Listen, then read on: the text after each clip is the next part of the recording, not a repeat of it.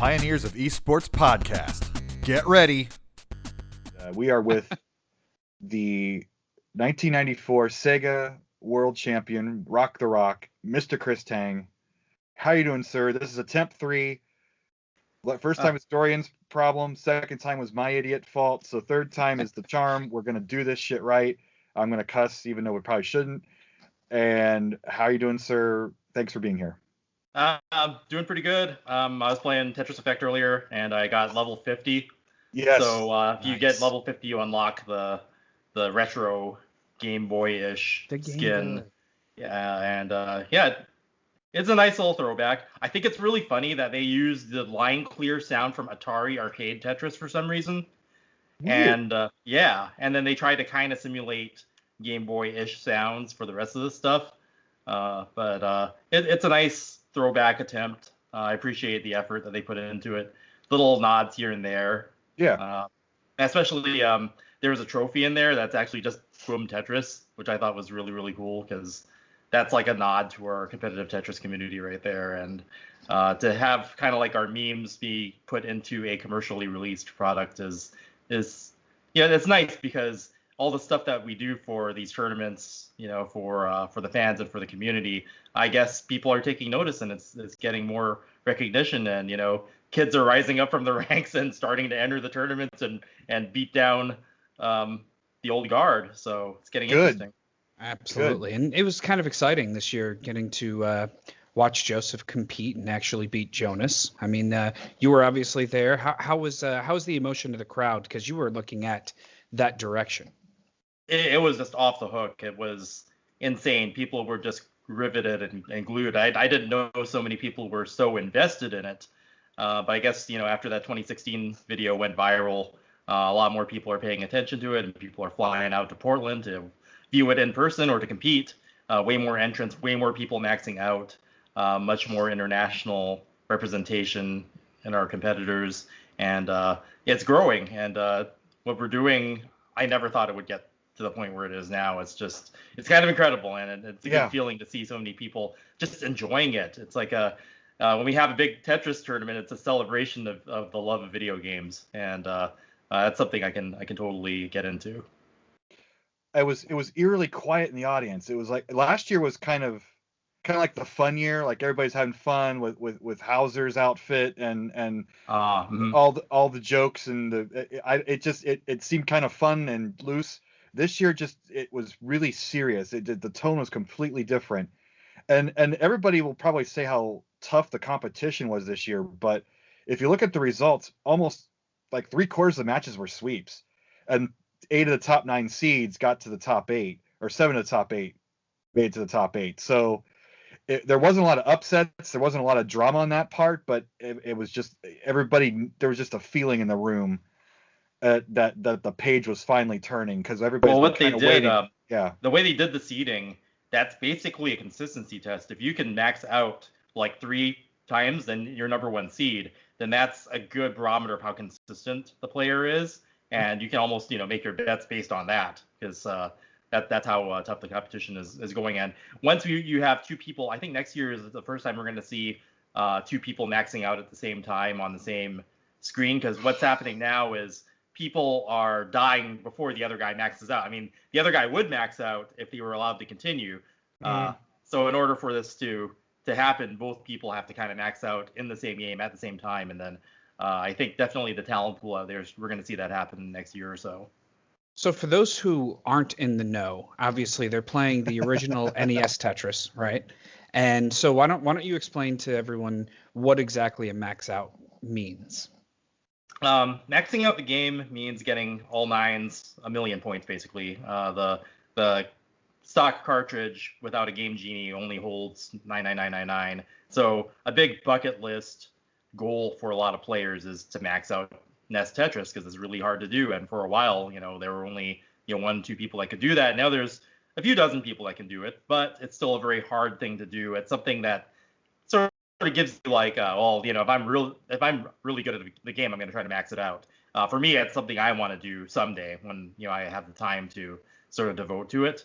And I think a lot of other people out there kind of hold it as like a gamer achievement. Before they had achievements in video games, you had games that had max out scores where it would just go to all 9s. So a lot of people would consider that to be like, oh, okay, I'm done with the game. I got all 9s on it. So having a legendary game like Tetris actually max out at exactly 99999 and having it balanced such that you have to be so good at the game to the point where it's barely on the point of possibility.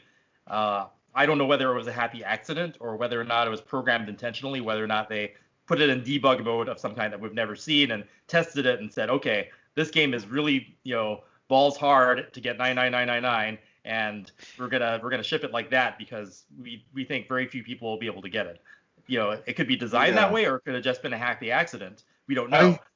I think with the level limits, with the way it's wonky at the higher levels, I think that was designed that way because you with levels 1 through 10, you get to 100 lines to get to level 10, and then the transition stays at 100 lines up until I think 18 is the one where it jumps to 130. There's a certain amount of design involved because when you look at the drop rates, it's like when it's at its maximum speed, it is at 1 frame per cell. And when you're at level 19, it's 2 frames per cell.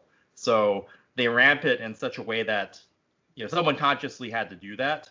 They had to program it in that way. But we're not sure if the curve of how well you have to play to get to all 9s was intentional with that curve of skill, because you have a certain amount of lines that you can try to get all 9s with before the game becomes practically impossible to move at level 29. So that's the part where it's like, did someone actually at Nintendo back in 1989 actually test this and make the game balanced so that the 99999 was just on the verge of possibility and sort of like just perfectly balanced for people to try to go for and then eventually hit?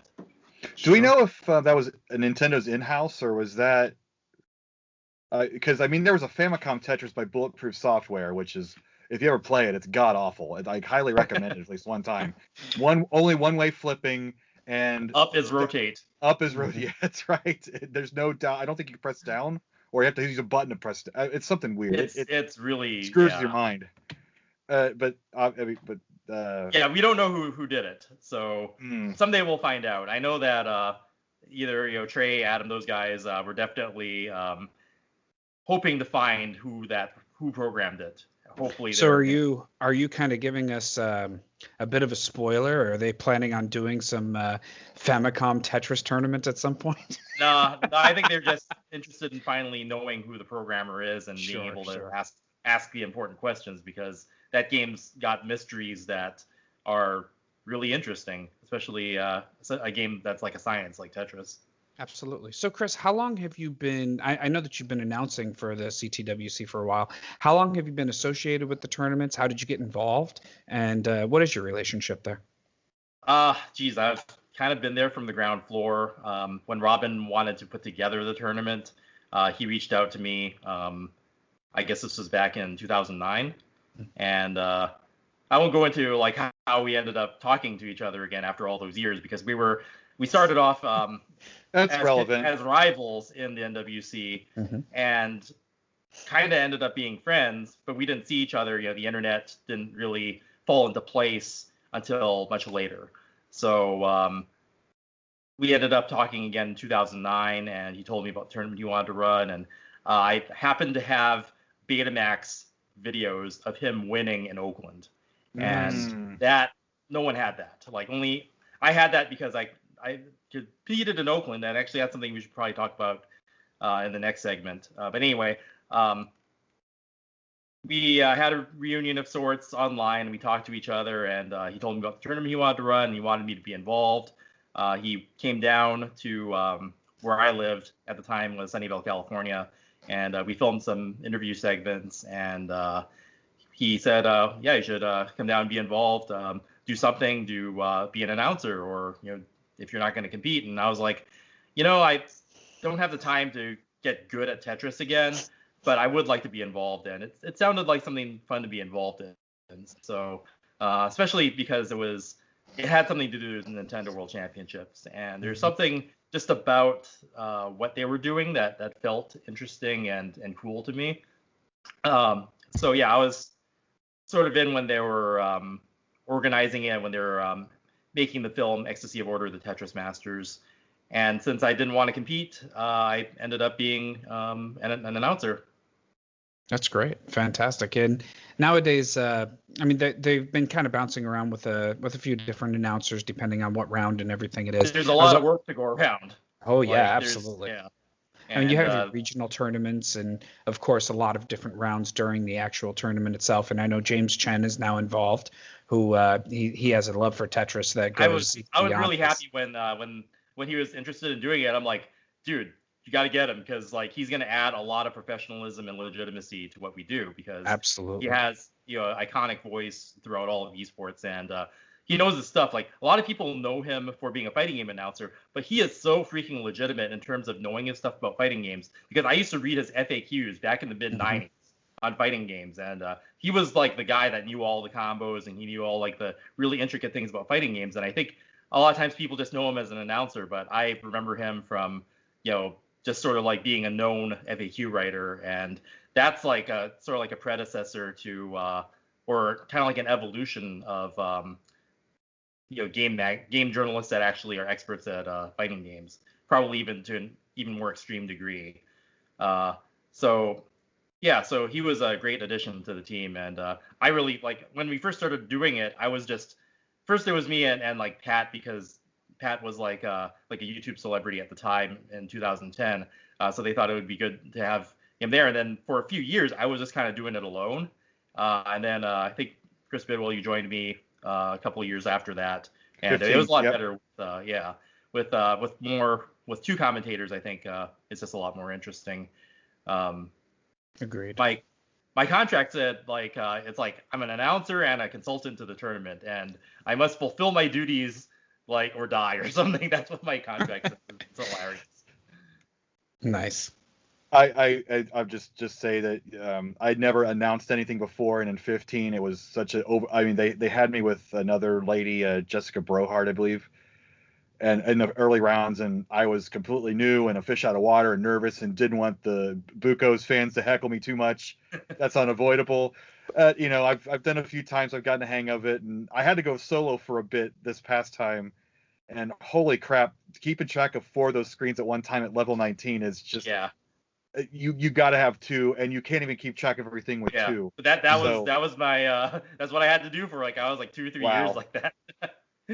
And I didn't think that many people would end up watching it too, so I was like, it's okay if I screw up a little bit, because no one's gonna watch this stuff. And then now it's just like I'm all reading the comments on YouTube, and it's just like I've been going into the entire back catalog of videos and like binge watching all of them, and I'm like, no, not the old videos. It's so embarrassing.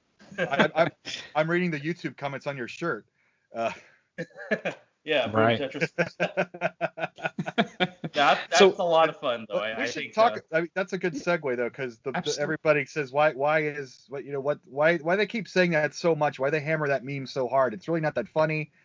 But let's kind of talk about the origin of that phrase. Well, boom, Tetris would be something that Terry Lee Torok or some of the other announcers and commentators would say at the Tetris. I mean, while people played Tetris at the Nintendo World Championships, right, which was the third game in the triathlon, the most important pivotal game, everybody made all their points on Tetris. So back then, the kids were not that great at Tetris, so Tetrises didn't happen nearly as often as they do in today's competitive professional Tetris. The game was only a year old at that point. Like it was a new concept, and you really had to so the qualifying scores, if I remember in the day, was something like 175,000, and that would have meant 25,000. I'm trying to it's the score multiplier, but for starting from level 0 with a 5-minute time limit, basically. So 12K, yeah, 12K per Tetris. Well, 12K for Tetris at level 9, but at level 0 it's only 1,200. Yeah, I mean that's what I meant. I'm sorry, 1,200 per Tetris, right? So you had to get. I can't do the math that fast, but you had to get at least 3 or 4 Tetrises, I think, to qualify. Yeah, something like that. Yeah, the bar was super low. It was super low, but it was an appropriate bar. I mean, the really good people did rise to the top, obviously, but to give medium players like me a shot on stage and stuff, right. It was a good format. Yeah. And if you actually wanted to gun for winning the city, you needed 1.5 million like or die. Mm-hmm. Yeah, and it really did depend on where you were as well. Yeah, There were some and also cities. where in the tour it was. At the end of the tour, it was a lot harder. Mm-hmm. Yeah, That's the traveling. too. Well, we're kind of backing up into the various categories we wanted to talk about. Yeah. I mean, go back to Terry Lee Torok. He toured with the entire tour. I mean, it wasn't just the finals. He had a big hand in actually organizing it and making sure that it was run a certain way. And he was always there, and he was there at the very end too. So he's literally there announcing tens of thousands of kids, giving them their boom Tetris moment on that stage. Tetris. Yeah. Sometimes, it would be different depending on who said it. But I remember there were a few booms here and there. I have to go back into my videos. I probably have one somewhere. I have a lot of footage of him from LA.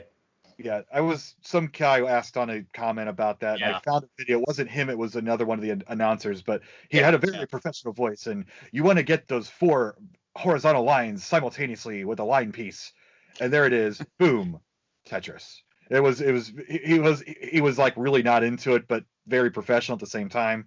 But you got, I mean, when you were a kid and you're seeing a recreation of the Wizard, I mean, that's Video Armageddon. That's the whole space theme. I mean, they had the throne seat and all the monitors and the big the stage. Yellow and black caution tape. Yes, that's yes. Like the dead that's right. Right. Extreme, baby. Extreme wasn't a thing in 1990 yet. Nirvana was still another year away, or the Dan Cortez and the flannel and shit. I think they're still radical. Oh, they were radical. You're right. Absolutely. Yep. There was the make your own music video thing, and that was the point where the cool trick to doing video was to only show like every 5th frame or so everybody looked like this. Things like choppy. Yeah. Oh yeah, that was rad, man. I made a video there. I'm not ashamed to say. Yeah, but they call it cinematic nowadays. Right. Yeah. The game frame rate is like 10 frames per second. Right. Yeah. Even if I did have it, no one would ever find out. that would be amazing. Right. So, Chris, was that your first tournament, the Nintendo World Championships '90? No, that wasn't. My first tournament was the Hawaii State Nintendo Championships. It happened in 1989 and was run by the local department store, which was sort of like the Hawaiian arm of a Japanese department store called Daiei Holiday Mart. And Nintendo and KHNL 13, which was a local sort of like kids channel that would play things like Transformers and G.I. Joe and Voltron and Thundercats in the afternoon. So all the kids would, come home from school and watch that channel. I sure did. We all had that version, yeah. Yeah. So they partnered up and they had preliminaries at they had 3 different locations on the island that their stores were at, and you played in the preliminary and then you played in the final. And the game was Super Mario Brothers 1 with a really, really good rule set. And the reason why I thought it was a great rule set is because in 1989 everybody knew Super Mario Brothers. It had been out for a few years. You could tell if a player was really good at Nintendo if they could play well on the #1 game on the system, the pack-in game at the time. So the rules were whoever got the farthest, so that was like the first criteria, followed by the score, followed by the number of coins. And what that means is if you had players who were the best at the game, they would all beat the game, and then it would come down to how many points they beat the game with. And there's a 10-minute time limit. So that would make it risk reward for going for more points versus beating the game. If you beat the game, then you can if you took more time to take more risks to get more points during your run, then that would make it more sure that you would win at the end when everybody got to the goal line. That is keeping in mind if that is if everybody beat the game. If somebody got to like World 8-3 and everybody else didn't get to World 8 at all, then whoever got to 8-3 would be the winner. But I think the rule set was made assuming that everybody was going to get to the end of the game. How many competitors did? One. Nice. So yeah, by the time the preliminaries, and I won those, and nobody else could beat the game, and then at the finals, they were the top 3 from each store, and they all converged on the flagship store, and I think the store that I entered at was the flagship store, so it was the same one that I went to. We just sat down in front of the TV, and they gave us 10 minutes to play, and I beat the game in about somewhere between 6 and 7 minutes. I think it was like 6:30 something, and that's pretty fast for the time, right? So I just hit everything I could along the way. I got about 257,000 points or so. I have it written down somewhere, but Sure. It was pretty good for a 10-minute run. And the reason why I had so much time left over, like 3 minutes and change, was because I figured that was about the right amount of time to play it safe in case I died on, I believe 8-3 was the one with the Hammer Brothers, or whichever one had the Hammer Brothers, the one 8-3. that was, the one that was most likely to die on, right? And it could happen. I mean, I was pretty consistent, but if disaster struck, that would be enough time to correct and get back on track. So I beat the game, and then I looked at the other players, and they were stuck on 8-1, dying. I'm not sure if any of them gamed over. They might have, but yeah, it was easy peasy. Oh yeah. So even in the finals, were you the only one to finish? Yeah. Wow. I was the only one to beat the game, and I was assuming that everybody else was going to beat the game. I assumed. I always have this. I would have too. I would have thought the same way. I'm always assuming that everybody is going to be way better than me, so I better be as best as I can be. And that came from when I was growing up. I'd watch a TV show called Starcade, which had a bunch of players play on arcade games and try to beat there's like a game show. It was a game show with arcade games. TBS. And they would have games, like Donkey Kong and Buck Rogers and everything from that era that was a lot of fun to play. All the Pac-Man games, and you'd have either an individual or a family, and they'd go head to head and try to get high scores within 60 seconds. And some of the players were really good, and some of them were not so good. Right. And it was really interesting. I always wanted to be on that show, but I was like way too little at the time. Right. So when Nintendo came around, I was like, maybe now's my chance. Maybe if they have contests on these things, and they did, maybe I could have a shot at it. And the Nintendo Championship in Hawaii was my first taste of that. Let me show you here's the entry form. Oh wow, you kept it. Okay. Contrast. Yeah, a little bright, but glary. There, I can see the yellow. Oh yeah, absolutely. Okay. Camera that's sort of. Yeah. Either way, yeah, there it is. That looks good. Yeah, so that's awesome. So you can see, it's the search for Hawaii, Hawaii's best. Yeah, Hawaii's Nintendo champion. Got it. Okay. Yeah, that's very cool. I'm glad you kept that. That's a great piece of history. Yeah. What is? I don't think anybody else has that. I'm sure. That red wristband and the yellow card is an official entry form for the Sega Rock the Rock Championship from 1994, which I'm sure we'll talk about a little bit later. Yeah. So after I was done with the contest in Hawaii, they ran an article on me in the newspaper. Nice. Wow. I love how you kept all of this in a book. So this binder has that, and it has some NWC stuff in it, and great. Well, I hope you're planning on bringing that out to Pomona. Yeah, I'll see if I can. Right. It's a little risky. I don't want to leaving my person because I don't blame you. Invaluable stuff on there. Absolutely. But it's got a lot of nice history in there. I'll bring what I can though. Absolutely. Yeah. I just for those who don't know, Chris is going to be joining us. Actually, both Chris's will be joining us in Pomona for the Retro City Fest, and we're going to be doing a kind of a reunion of the 1990 Nintendo World Championships. We're also going to be holding a tournament there. So they're two of the guests that are going to be coming out. As of course, Chris Tang being a 1990 Nintendo World Championship finalist. Chris Bidwell was a 2015 Nintendo World Championship finalist, and I was a 1994 Nintendo World Championship finalist. So we got all three of the tournaments represented here on this call, which is kind of cool. So yeah, we'll all be out there in Pomona, and there will be a little section where we can kind of show off some of the old stuff from those days. So it'd be cool to have some of that in the kind of quote unquote museum that we're going to have there. Okay. Yeah, we'll figure that out. Absolutely. Is that store still around? Yeah. Well, no. Okay, Dai-A in Japan is still around. Okay. But I think they sold off their Holiday Mart division to Don Quixote, which is another Japanese department store. So now I believe they're Don Quixotes, but they're basically the same. They're more or less the same as I remember, just in terms of what they sell and what I can expect to find there. Except they were really Holiday Mart was one of the few places where you could get really good Master System stuff, Sega Master System stuff. And in an era where Nintendo was dominant, like I really liked Holiday Mart because I bought like Phantasy Star 1 from there, where I couldn't find it at other stores. So I really like that store. And there's also some guy behind the counter I talked to, and he was like really into anime, and he would copy me different anime movies onto Betamax for me.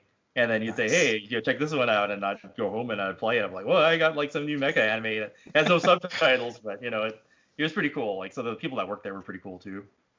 That's awesome. You'd think like some stores would like their history, but I guess if they've been taken over, they probably won't give much of a. So like I said, Daiei is still around, but who owns that store that did the contest now is not the same. Yeah, so that was H Mart, correct? No, it's Holiday Mart. It's not the same as the one. It's not the same? It's not the Korean one, no.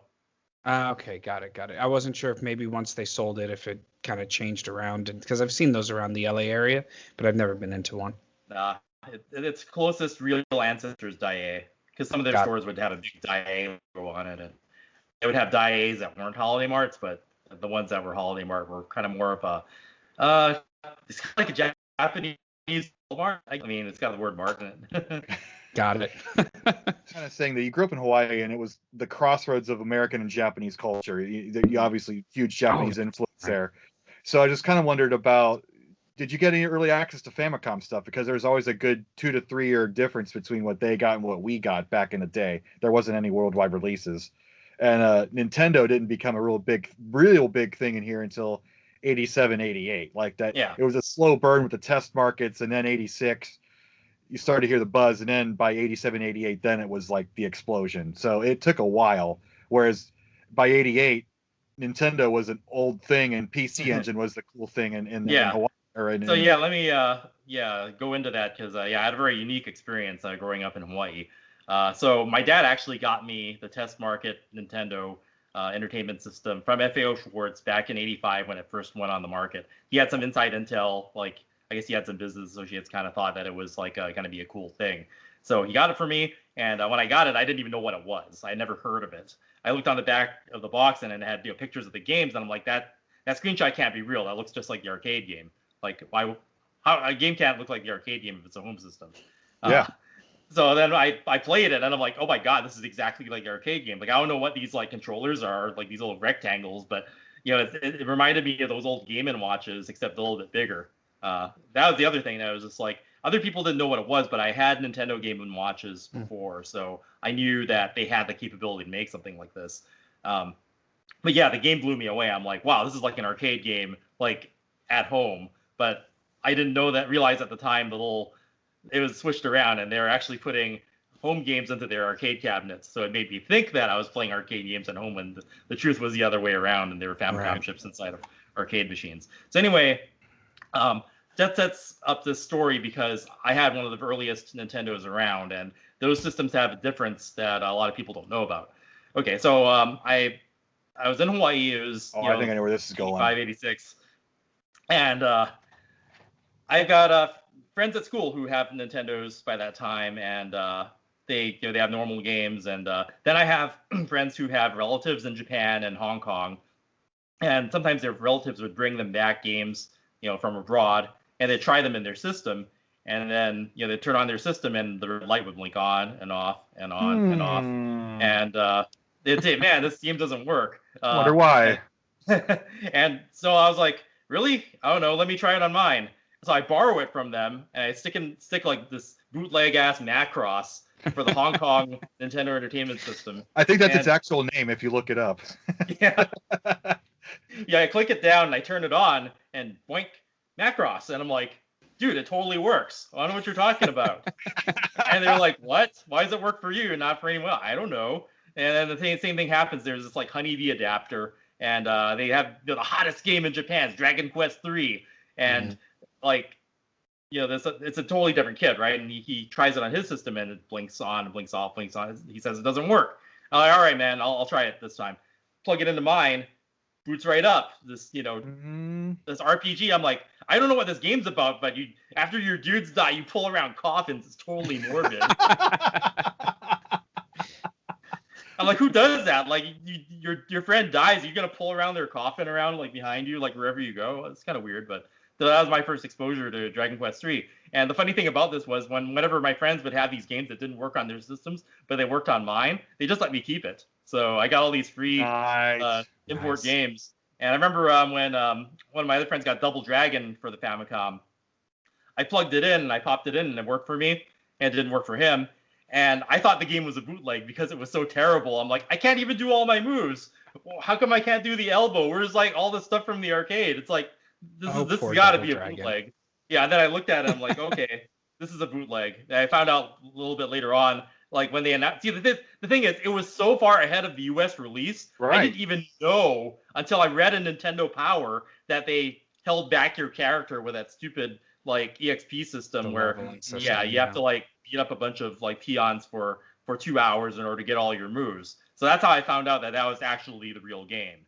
Was that it was Nintendo Power told me. It's like, oh man, that's janky. So yeah, I did get to play a lot of stuff before it came out. Double Dragon was probably the most notable. Dragon Quest 3. Or actually, no, the most notable one would be this. Was I got that. Oh yeah. Yeah. So I got that long before even the Wizard. One of my friends had a whole bunch of really good Famicom stuff, and once I knew that the adapter, that Honeybee converter that I had been given to run that stuff on, there's a kid that lived a few blocks from me, and I guess his dad was like some priest or something, and he had like a church and all the, he had connections in Japan, and he had the biggest like pile of Famicom. He actually had a Famicom, and he would run it on a Famicom. So it wasn't a case of his relatives trying to bring home something he couldn't play. He was bringing home stuff he actually could play, and I would go to his house and play stuff. And I'd borrow. He had like Gradius 2, and he had Super Mario 3, which I borrowed, and a whole bunch of really great stuff. And that was sort of like import heaven for me for a while. I think my favorite ones were like Arkanoid 2, Gradius 2, and Super Mario 3 were definitely my favorite. And back then, it would have been hard to know without the internet that the lockout chip just doesn't exist on your system, and therefore I actually found that out later. Yeah. When I got into the industry, which was only like a year and a half later, then I found out all the secrets. But as a kid growing up and just having friends who had Asian relatives, and they'd get all these things, that got me into it. And the other thing that got me into it was going to Japanese bookstores.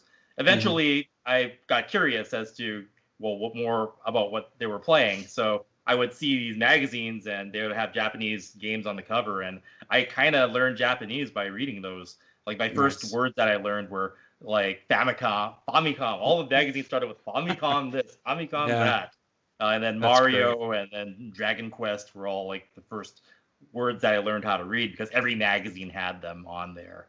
Absolutely. So living in Hawaii did help for that. I could just walk down the street. I didn't even need everything's really close together in Hawaii. So you can get around without having a car. You could, I could just skateboard down to the mall or down to the Japanese bookstore and get new stuff every month. And it was a really great place to live being a gamer. There were a lot of arcades and a lot of kids who just loved playing the stuff. Yeah, I was fortunate enough to grow up in New York, New Jersey, so I did have a lot of that as well. And in fact, the Super Mario Brothers 3, strangest story with that, we had a grocery store that had a Play Choice 10 that had the Japanese Super Mario Brothers 3 in it, like at least a good year before it came out in America. So we used to spend all of our quarters on it, but a good friend Dave. I think I recall that too, because that was the first time I actually saw a U.S. release of it, was at a supermarket. Isn't that strange? In a Play Choice 10, right? But I was like, I already have this at home. Thing. Yeah, right, exactly. Oh, and you know what else? When they finally brought up the game in the U.S., I was completely insulted. I did not buy the US version of that game because they dumbed it down. They made it easier. It was like, okay, so if you're Raccoon Mario and you get hit in the Japanese one, you turn to Small Mario. Right. In the US one, they made it so if you Raccoon Mario, you get hit, you turn to Super Mario. You take 3 hits before you die. In the Japanese one, you only take 2. So what are you saying, Nintendo? Are you saying that US kids are not as good as Japanese kids? They were. I guess they were absolutely saying that back then. You better believe it. And to be fair, it was probably a very accurate thing. I mean, they took video games a lot more seriously in Japan than they did here at the time. At the time. I mean, definitely. Maybe at the time that they were thinking of bringing out Super Mario 3. And that was before the Nintendo World Championships, and they met Jeff Hansen and Thor Ackerland and company. Yeah. let's remember, they didn't want to give us the real Super Mario Brothers 2. They felt it would be too hard for the American audience, so we took Panic. Yeah, totally. You know, so exactly. So and that reminds me that Mario 3 that I got, years before it came out in the U.S. That was the Mario sequel I really wanted, because that Mario 2, I read, what it was. I read that it wasn't a real Mario game, and I'm like, what is this? It's like, I'll defend Mario 2. That's still my favorite. I love the mechanic. I love the graphics. Yeah, I mean, as a game, it's fun. Yeah. It's definitely a worthy game. I'm glad it came out here. Yes. We wouldn't have gotten otherwise. Right. Exactly. Yeah. But anywho, so kind of how do you cross the ocean to enter the Nintendo World Championships? You're growing up in Hawaii. You're having this dream child that I'm like. That would have been amazing, it wasn't quite a dream yet. I was just, I was, I played at, the state Nintendo Championship, which was good, and I was making friends and just hang out with cute girls and stuff after school, and I was starting to have, a good social life.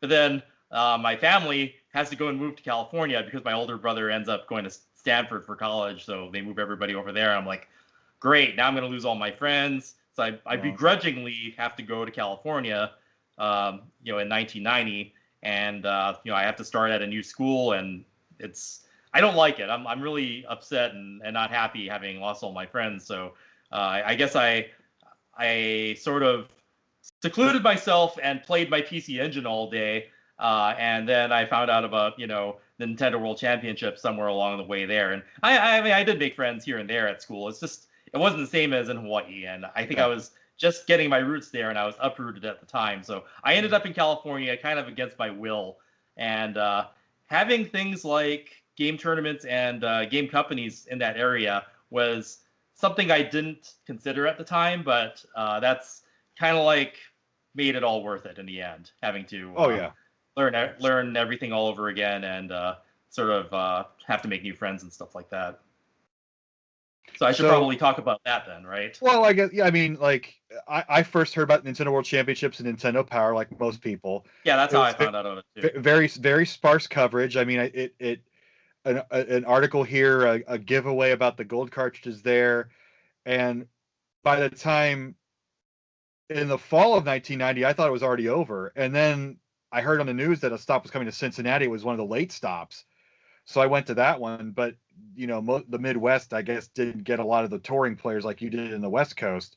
So it's going on this weekend. So I didn't practice. I show up and I do okay. I get to the semifinals, and it was a fun little experience. I bought a hat and I'm done. But for you, tell us about how you entered, and we'll go from there. So I kind of read about it in Nintendo Power. I saw the mentions that you did, and I think they had local features in the newspaper and a little bit on TV. Just blurbs here and there on the radio. I think my parents knew about it, so they of course knew I already won one, so they kind of thought it might be they weren't against me entering another one, especially since I had won a $1,000 TV and a bunch of other stuff from the Holiday Mart contest. Wow. And got into that newspaper. Funny thing about that newspaper article, even though I won the Hawaii State Nintendo Championships, they asked me what my favorite game was in there, and I say my favorite game is Phantasy Star on the Sega Master System. It's like spreading the love of that Sega answer. Stuff. Yeah. And I would do that going on into the future just because that was my favorite game, and I really liked it. And it's just funny just going back to these Nintendo things and seeing me pimp Sega stuff. Nice. But yeah, so I heard about it through mainstream media in Northern California, and it was at Oakland. So if you look at my history of the tournament, I actually won in Los Angeles, but I first competed in Oakland. And what had happened was Robin Mahara won Oakland, but he had lost his home city of Portland the week before. So somebody offed him, and then he had to come to Oakland, and then he offed me, and I had to go to LA, and then I won in my second city as well. I came in third in Oakland. There's another player, Jim Hernandez, who Robin had beat. But interestingly, in the video that I have that my mom shot, the announcer kept calling Jim Hernandez the wrong name. They kept calling him Michael Schuler because he forgot to erase on the dry erase board the name. And put his own. Yeah, so I'm like watching the video. I'm like, that's not Michael Schuler. That's Jim Fernandez. I know him. Like, That's great. yeah, so that was pretty hilarious. And like I said, my mom took video of all that stuff and I had it on Betamax tape. And in 2009, I went on a pilgrimage to go look for Betamax VCRs so I could archive all that stuff so Robin could have it and so it could get put into the Ecstasy of Order movie. So a lot of the footage you see of Robin where he's like got the finger and he's like winning and all that was like from my mom's beta tape that I converted it to DVD. So it could be used for documentaries and things like that. So that was Oakland. I came in third. I did get on the news. I was on KPIX for a little while, and I think the announcers were like, oh, he's so enthusiastic, and I was like so hyperactive. I was like, oh, and I'm I guess, I was like so excited. So I'll have to show you guys that video later. I have it on my computer somewhere. Absolutely, yeah.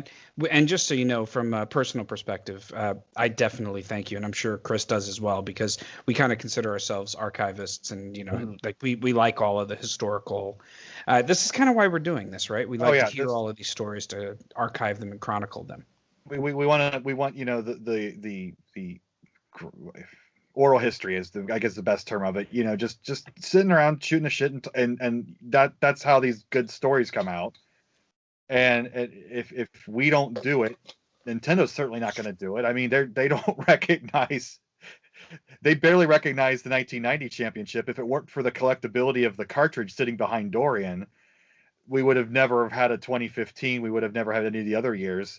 It's simply like the collectability and the $10,000 plus price tags of those cartridges makes the news every so often, and that's got people talking about it, and that's why they bring it back. And I think the cartridge is great and all, and thank you for collectors for keeping that alive, but I also think that these stories, if we don't talk about them, then they're going to be lost. So I think it's getting traction. They're having more of them, and they're having more contests. And I think with when you see something like the Classic Tetris World Championships starting to grow in interest, like the retro competition scene is starting to become more visible as a whole, and you're having younger players starting to get into it. And they're gonna look back on some of these older tournaments too. And you have a guy like Thor, who is the first hyper tapper, and it goes his legends go way back then. So people talk about Thor Ackerland, the winner of the 1990 Nintendo World Championships,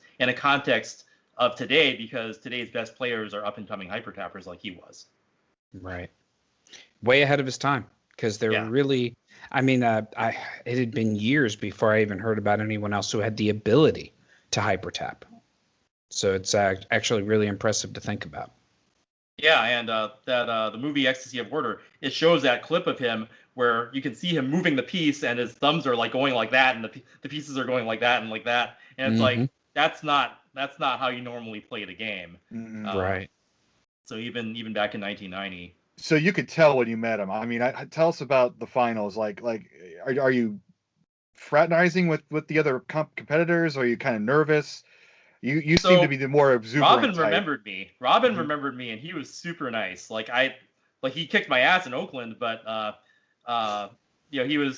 he actually taught me how to do like the Mario suicide maneuver, where you kill yourself like 3 times and hit the coin brick instead of. I would always beat World 1-1 and then go into the basement and get all the coins to advance to Rad Racer that way. But they found a new way, like later on in the tour, where Mario commits suicide, gets more coins faster. I was more comfortable with the other way, but I learned. Robin taught me the new way because it was faster, and I adapted. And I was thankful for that. I remembered that. That was really cool of him to do that. So I think at the time I was so afraid of losing, I didn't really want to make friends at the time. I was cautious, and later on I'd play even crazier, stealth sneak maneuvers and stuff like that to try to make sure I wasn't like making too many friends and stuff like that. But the NWC was actually pretty good. Everybody feared Thor because he could do these crazy scores that seemed just beyond impossible. Like when you look at the numbers, it's like the difference between 2 million, which is pretty good, to like 4 million. It's like you try to push to 4 million, and it's just like there's a wall. Like you actually have to push a barrier in Tetris to get to push the game to a certain level to where the Tetrises aren't worth that high, right, in order to make scores that high.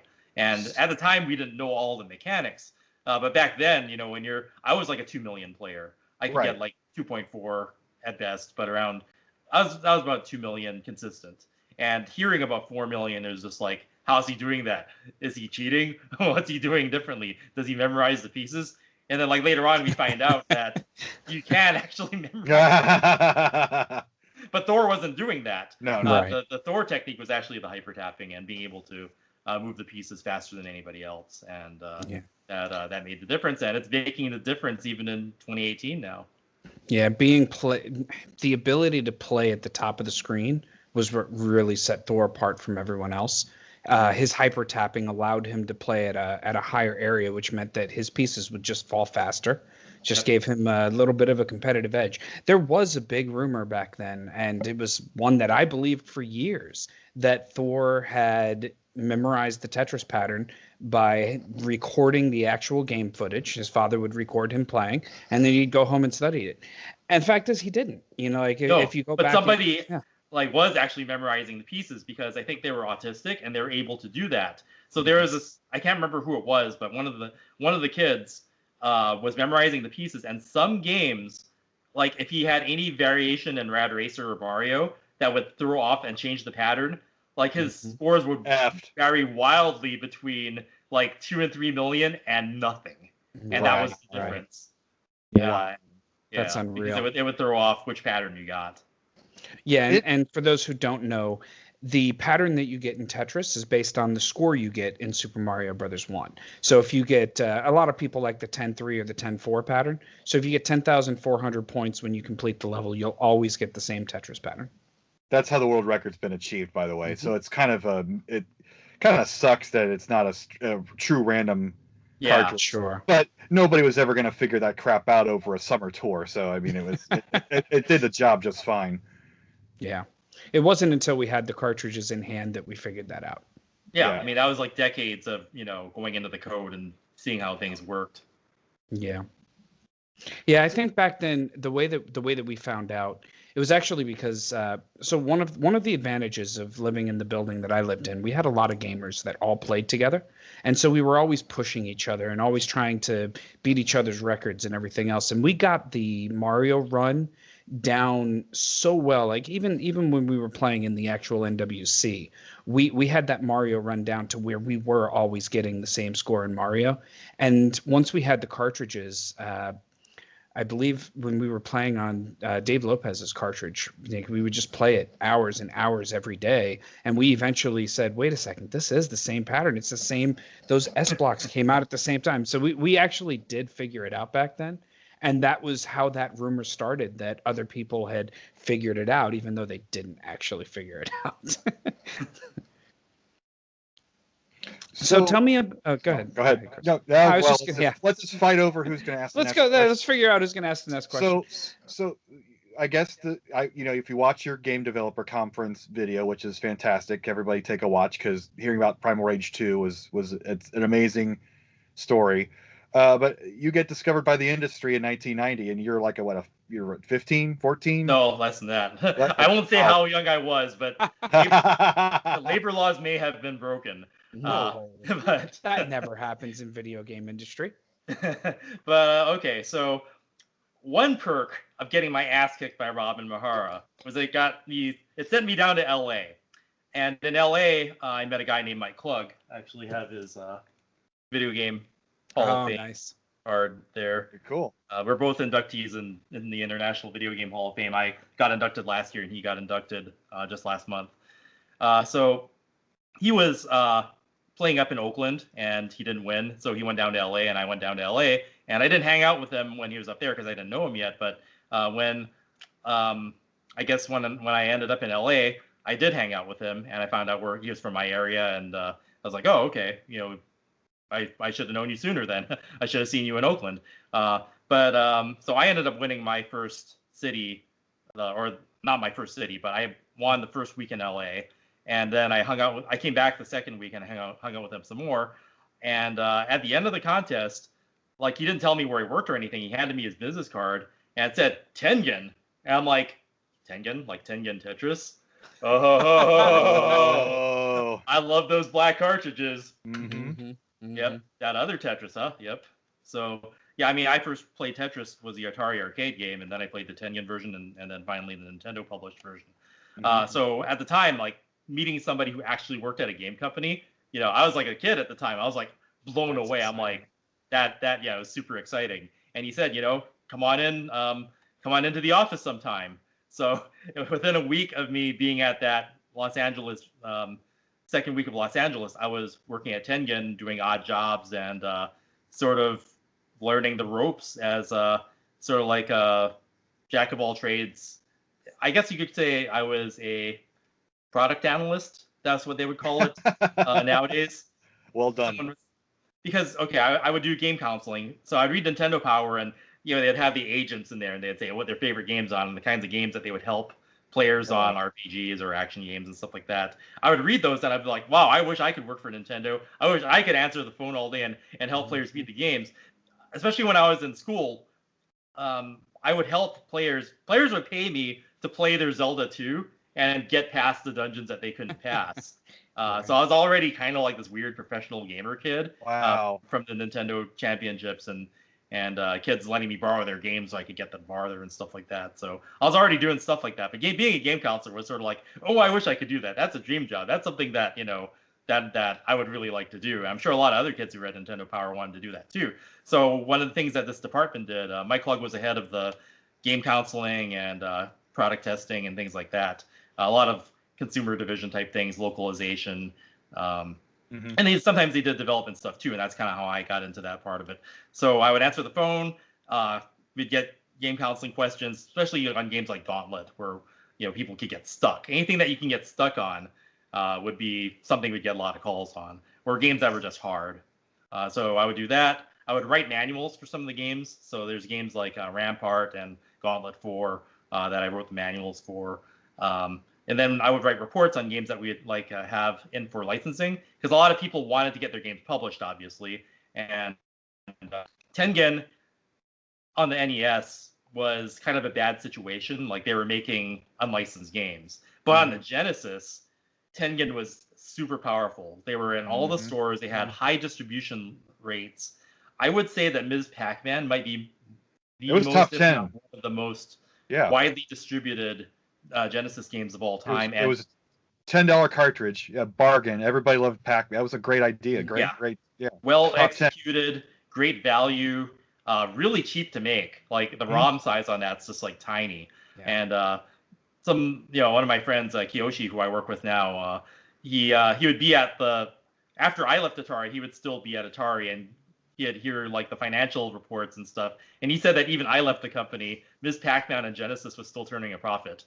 Like in the PlayStation and N64 era. Yeah. Wow. It was still in Toys R Us. I remember that. It was those Majesco era. So getting that $10 cartridge in the stores, I mean, it's brilliant. So they did very well on Genesis, and their output was great because they had a cartridge factory in the back lot, and Sega actually contracted out some of their production to Tengen, and they had a cartridge factory they made. So let me tell you about Sonic 2. I got to play Sonic 2 over a month before it came out, thanks to the cartridge factory. Nice. Yeah, so that was a hype moment. Anyway, when I started there, I was doing these odd jobs, and sometimes we would get products in for people wanted to get their games published. We would sometimes take things from other companies and then publish them. That was one way they would be able to get their stuff out there, particularly European things like Domark stuff, like I think Red Zone was one of them, Generations Lost, just various stuff. And then some things that I actually suggested, like Robo Alest, for instance. It was like a Sega CD shoot 'em up, and I really liked that. I was like, dude, Nobunaga's Ninja Force, let's bring this out. And then CJ goes, yeah, let's bring this out. And then we got to bring it out, and that was like another game I brought in that I thought was really cool that they actually did end up bringing out. So that's kind of how I got my start in the game industry. Sometimes they would have games that were kind of published internally, like Rampart for the Genesis was the first game that I had my name in. And we had the programmer in one time, and he needed help. Like, we got early versions of the game in, and it was all janky, and the maps were all wrong. So I went to the arcade side, and I took screenshots of every single map in the game, and I I transcribed all that stuff and I gave it to the programmer and I wrote how it should all work. And so that was sort of my first game design involvement. That's so weird that there's no communication between the arcade design documents and the consumer side. Like they had the kid go take screenshots of the arcade cabinet. That's insane. Like, but yeah. No, I remember I was going through my papers like the last couple of months, and then I was like reminiscing about all this stuff, and it was just like, hey Bruce, I have all these maps from the arcade version of Rampart, and then I just remembered how bad the maps were to start with. They're completely not arcade correct, and after I gave them the maps, they all got put in properly, and they used to name bugs after me. Like I had this bug where I'd hit the button super fast on the controller and it would cause all the cannons to glitch out, and they started naming bugs after me. And it was like the Chris Tang bug, and I was like, that's pretty funny. So, nice. But Rampart was the first game where it's just like I knew the game so well in the arcade that I took the ball and I ran with it, and I contributed where I could. Wherever I could in product development. So Rampart was like the first. Actually, the Japanese version of the game has a biography of me in the back of the manual. Really? Nice. And so in Tengen Japan, they would put like programmers would have their bios in the back. Mm-hmm. And for Rampart, it's funny because my department head said, oh yeah, Tengen Japan wants to get the bio for the programmer, but we don't like the programmer, so we're gonna have you get the bio instead. And I'm like, oh my god, that's so cool. So it was nice to sort of like be liked in the company. They let me get away with certain things, and so what's really cool about this, so you see like my name there. Yeah, History of Tang. Yep. There's a part where you see the word. Hopefully this can show up. Okay, right. Might need to pull it back just a little bit. It might be too hard to see, unfortunately. Yeah, we saw the name at the bottom. That's amazing. Oh, there we go. Okay, it came in clear for a second there. But yeah, we were. Anyway, there's the word 1990 there, and what it actually says. Oh, there it is. It says 1990 Nintendo World Championships in Japanese. Wow. This is my bio. A Sega manual. Yeah. And a Sega. And an officially licensed Mega Drive manual. Right, yeah, because Japan, right. So that was interesting. So that Rampart's like the first game I was kind of involved in, and people tend to like it. So there's Tetris elements in it, yeah, absolutely. If you think about it, some of the shapes are kind of I was like, I see it what took they a did second. There. When I saw the game at first, I thought that they were trying to pull a Tetris, but the gameplay is totally different. People say that's actually the first RTS game or tower defense. People say that's the first tower defense. Example in terms of Definitely game design. See that. Very so cool. you're finishing growing up. You're in your high school years, apparently, not allegedly. And we'll fast forward to 1994 and what's probably your gaming crown achievement, the crown jewel, which was Sega Rock the Rock. Kind of tell us about that tournament and entering it and how that went down. So this one I found out about it. I think I was on like the radio or something, or there's another thing that my parents heard here and there, and then my friends knew about it too.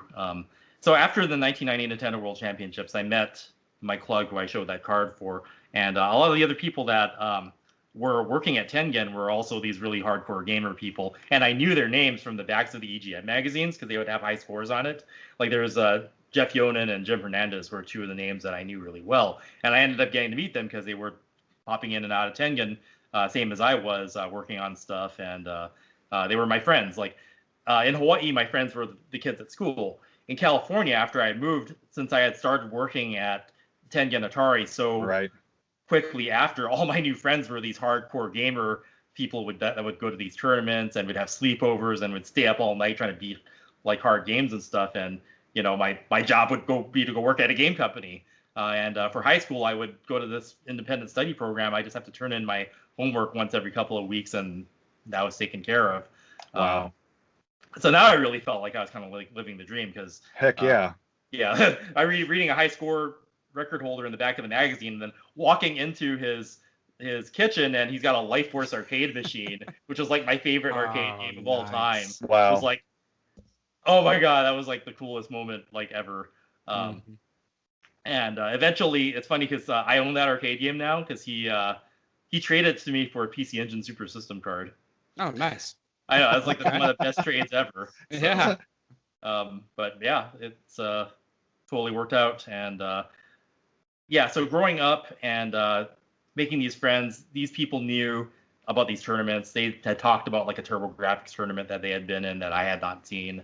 And they had all, if I look at the old video, both Jim Hernandez and Jeff Yonan were also up there in Oakland trying to compete. But only Mike Klug had come down from Oakland down to Los Angeles for a second try at run at winning. And then he introduced me to all them up there, and they were my friends. So now we all started to enter these tournaments. Like there's that Star Fox one on Super Nintendo, and then Rock the Rock was another one. So we all tried our best to win this one, and I ended up winning the regional at the Hard Rock in San Francisco. So we all went up to San Francisco. I played, and I also my younger brother Michael, who's also won a lot of really, I don't know, I guess I'm not sure big is the right word, but not big or well known, but they were kind of prominent for its time tournaments. Like anything in California, it sounds like, because I mean that's where everybody, all the best players tend to be from there. It seems like. Well, the one that my brother Michael won, he won one in Florida for the Howard Johnson one. He won the Funco Land. Oh, the Howard Johnson. Yeah, the Funco Land one was in Mall of America in Minnesota. So he would win the regional and then fly out to wherever everybody would converge on. It was kind of like the NWC, where either there was a tour or they would have some kind of regional and then they would all fly in. So we all were practicing for Rock the Rock, but it's funny because we couldn't actually practice for the game because for one thing, it wasn't out. Right. And Knuckles was the playable character. And so what we were doing was we were practicing the ball level on Sonic 3. So I got really good at that rotating sphere on Sonic 3, but that didn't, in the end, that wasn't what it was about at all. So we all had to learn on the fly when we got there. So it's Sonic and Knuckles. The game's not out yet. You're in a Hard Rock Cafe, which when it was a thing. Yeah. And so it's an all day thing, I take it, and you just get as many chances as you can. Yeah. You have one of those forms, you enter it, and you get in line, and you keep trying to get the highest score that you can. And then sometime at the end of the day, they get the top 30, and then it goes to like the top 10, I think. And then it went down to a smaller number than that, either 7 or 5, and then the top 2 go head to head. There's runoffs, and the way Sonic is structured and the way their rule set was, you had 3 minutes, get as many rings as possible. What that also means is if you get hit at any time during the competition, you're pretty much done. Gone. Because you lose all your rings. So you have to do kind of like a cross between a speed run and a no death run at the same time, and do well at both. How was the competition? Were there others that were on your level at the time? Oh yeah, no, the competition was pretty fierce. I mean, like I said, all the other guys that I was hanging out with at the time were competition veterans. They were they were high score champions of some kind, or actually the guy who came in second place in Hard Rock San Francisco is Jason Cole, who's a fighting game player. I think he's got like a really strong Dalzium. But I remember, he was my opponent in the finals. You can see a little snip of him on the MTV video. And the competition was really tough, and I had to play perfectly, and I was able to execute on that and make it to Alcatraz. So, but at this point, you're no longer blinded by the lights, or you're not tightening up. You're playing loose. You're enthusiastic. Did you have a feeling going into the finals that you were going to win the damn thing? I kind of did.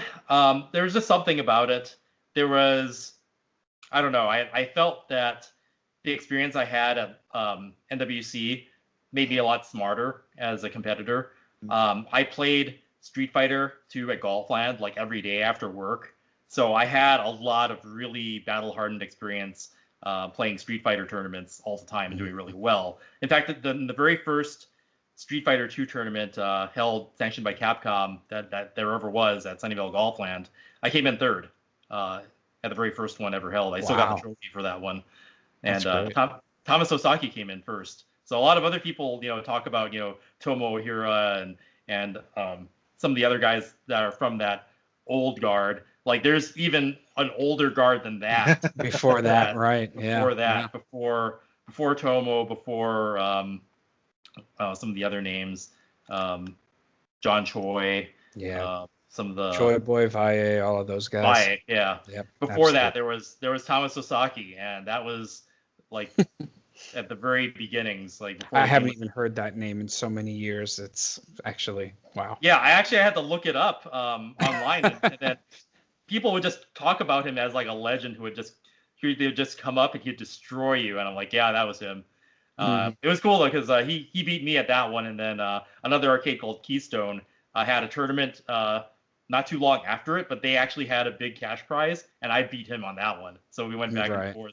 But he was a great guy. Like I think I would see him working at Fry's Electronics, and I would tell him about my PC Engine, and he really wanted to see the PC Engine Champion Edition because I was like, yeah, you can play character versus character, and the colors are better than the Super Nintendo one. And I remember being at we would be parked in Golfland's like parking lot in his car, and I'd be like playing the PC Engine LT Champion Edition with him in the car, and it was really cool. I don't even know what happened to him, but he was the first best player in my mind, just because it was Sunnyvale Golfland when the game first came out, and they had those early tournaments. So, but anyway, getting back on track, yeah, having that tournament experience, tournament experience, playing against guys like that, playing at Golfland, having friends like Jeff Yonan, Jim Hernandez, and Mike Klug, who are on this whole other level. These are the guys I was reading about in the magazines, and that I had been sort of like reading about the U.S. national video game team, and Mike had gotten a letter from the U.S. national video game team, and I'm like, wow, this is the guy that's doing the things that I want to be doing someday. Mm-hmm. I ended up being on the U.S. national video game team. It just took me 30 years later. But anyway, it really, all this experience and being surrounded by really good, positive players, I think made me feel more confident, and it sort of puts the pieces together in my mind for why I believed. I was super hard on myself. I knew how hard it was going to be to win Sonic because you cannot get hit at all. You had to do a speed run. You'd get all the rings that you can. I'd be super disciplined. Ever getting hit was basically failure, so I made sure I was like, I played safely, and I just executed on that. I would like close my eyes and I'd play the game with my eyes closed with the imaginary controller in my hand, and I gained the ability to kind of imagine the game in my head and be able to replay all the situations I need to be in, just to sort of practice wherever I needed to. Yeah, the funny thing about that tournament was, unlike the traveling tournaments of NWC, you got one day and then you were carted right off to the finals. Yeah. The next day. The regionals all happened simultaneously, so there was no tour chasing. You couldn't go to one city, like learn, and then go to another and learn and go to another one. It was all equal ground. Everybody was playing a game that was new, didn't have any practice. We all had to practice on site. So I got all my patterns down, during that day, and so did everybody else. And they all had to fly to Alcatraz for the finals, and couldn't tour around. Or if you lose, you lose for good. You can't. There's not enough time to get on a plane, go to another city, and try to get another one. Some people didn't even expect to win. I think the one from Orlando, it was a little girl, and she won, and they were on vacation going to Disney World, and they actually had to leave their own vacation to go to Alcatraz. Go on sub vacation. Wow. And then go, it's the side That's quest. amazing. Hotel. You go to jail on your vacation, but I think they took it in stride. And I'd love to meet her. That's amazing. I would too. How cool is that? Yeah. I think her name was Jennifer Allen. She's the one that got one. It says 1 rings. Whatever, dude. Yeah, it's awesome though. She was a finalist. Can't take that away. Well, no, I mean, if you play at, there's is at Disney World apparently. Right. You had to play multiple rounds. It wasn't you didn't get a lucky run, and I mean, but that just shows you the different caliber of players at different parts. You go to a tourist place like Florida, you get anybody out of there. But that's an amazing. But it was legit. You had Jeff Falco was also there, and that was the next time that I saw him, and the last time like anyone saw him until recently. So. Yeah, he was a 1990 finalist, and your the second place at Rock the Rock was Mark Ganane, who just a couple months earlier had won the Blockbuster World Championship. So you were dealing with heavyweights there. It wasn't. Oh, absolutely. No, Mark Ganane, like he was scoring, he was playing seriously. Like I had to really be on point, and even though I was throttling, I was doing the the Goku thing where you're wearing weighted armor and you're not showing your full power level. I was like doing that, but even then I had to like take off that armor to make sure my rings were high enough and I wouldn't get eliminated like in the early rounds. So is Jeff and yourself the only two that were in both the 90 finals for the Nintendo World Championships and the Sega World Championships? Yeah, I'm pretty sure. And Right. Robin also said that Jeff was at his Capcom Play Tour as well. Oh, interesting. Wow. It's funny how small a world it becomes, isn't it? Yeah. Weird. And then I got to thinking, it's like Jeff Falco went to all these things. Did he ever win a big one? And I guess I found out from Thor later on that he didn't. But it was nice just seeing someone who was that good being able to go to all of these. Absolutely.